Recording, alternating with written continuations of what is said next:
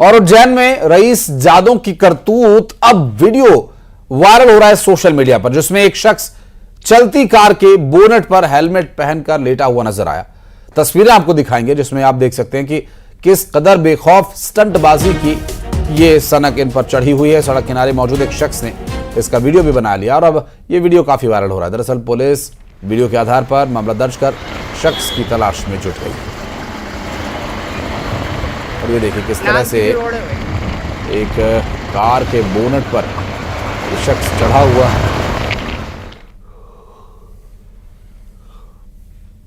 हालांकि इसे अपनी जान की फिक्र है, लेकिन स्टंट करने की सनक भी तो है। हेलमेट लगाकर ये स्टंट कर रहा है, चलती कार के बोनट पर बैठा हुआ है।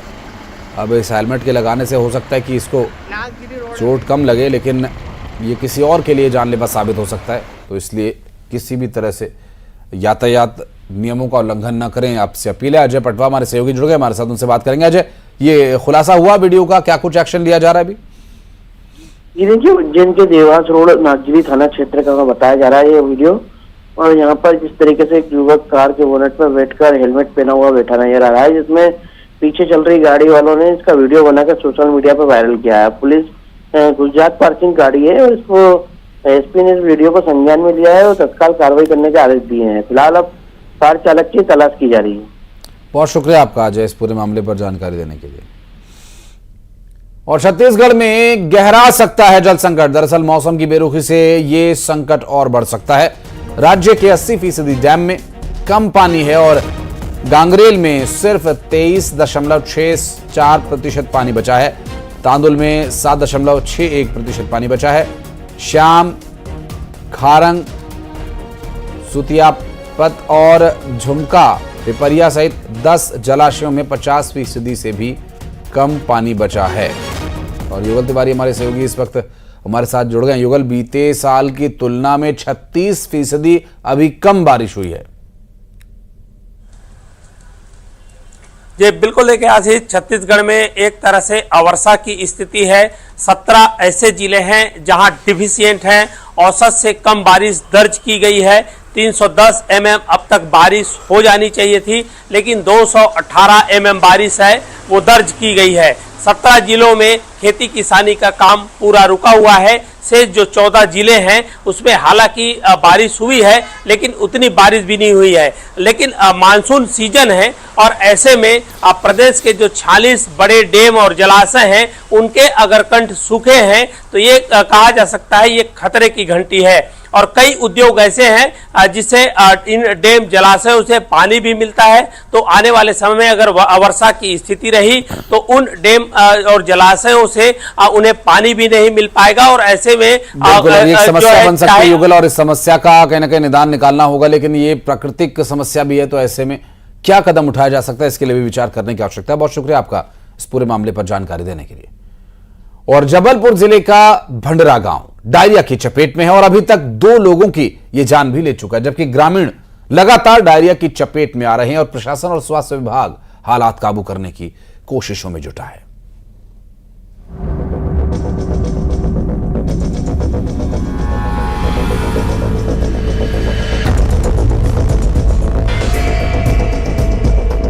यह जबलपुर जिले की सीहोर तहसील की भंडरा ग्राम पंचायत। शहर मुख्यालय से करीब 70 किलोमीटर दूर भंडरा में इन दिनों डायरिया ने कहर बरपा रखा है। कहर इसलिए कि अब डायरिया यहां जानलेवा हो चुका है।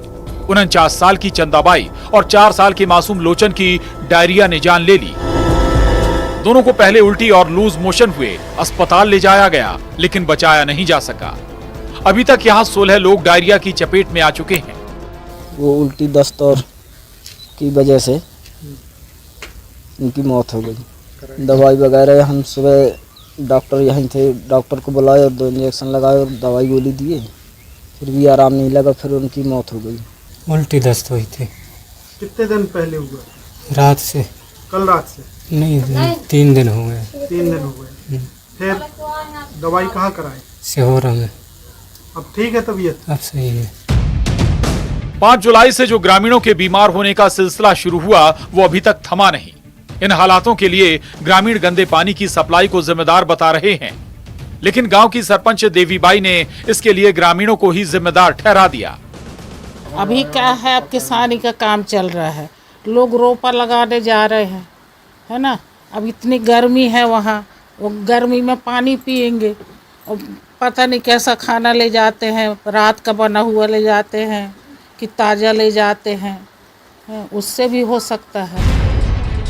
दरअसल पानी की पाइपलाइन जो नालियों से होकर गुजर रही है, कई जगहों से फूट चुकी है, जिससे लोगों के घरों में गंदा और दूषित पानी सप्लाई हो रहा है। हालांकि डायरिया फैलने के बाद प्रशासन भी हरकत में आया है, तो स्वास्थ्य विभाग भी नियमित जांच कर रहा है। 5 तारीख के बाद से अभी तक 16 लोगों को उल्टी दस्त होने की पुष्टि हुई है और वो सभी कंट्रोल में हैं। उनमें से 4 और 2 6 लोगों को यहाँ से रिफ़र किया गया है, जिनको भर्ती की आवश्यकता थी, जिन्हें सिहोरा या मझगामा भेजा गया है। बाकी लोगों को यहीं पर लोकल स्तर पर ही ठीक किया जा रहा है। झाड़ फूँक का वो था, ज़्यादा चल रहा था, तो वहाँ जाकर उन्होंने कुछ कार्यक्रम किए, लोगों को जागरूक किया। बेसिकली ये है कि कार्रवाई करने का पर्पज़ ये था कि भाई इस तरह की कहीं भी कोई सूचनाएं आती हैं, उनके प्रति सारी सरकारी मशीनरी जो है वो एक्टिव रहे और अच्छे से कार्रवाई करे, ताकि किसी भी तरह की डायरिया वगैरह का प्रकोप की यदि कोई सूचना आती है तो उस पर कार्रवाई शीघ्रता से हो सके। एक तरफ मानसूनी बारिश और दूसरी ओर घरों में दूषित पानी की सप्लाई, यानी ग्रामीणों के लिए दोहरी मार। लेकिन प्रशासन समय पर एक्टिव हो जाए तो गांव में डायरिया को बड़ी महामारी बनने से रोका जा सकता है।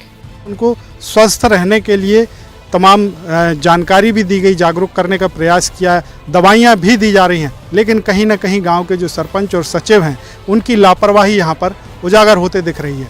पवन पटेल, न्यूज़ 18 जबलपुर। थोड़े से ब्रेक के लिए जल्द लौटते हैं।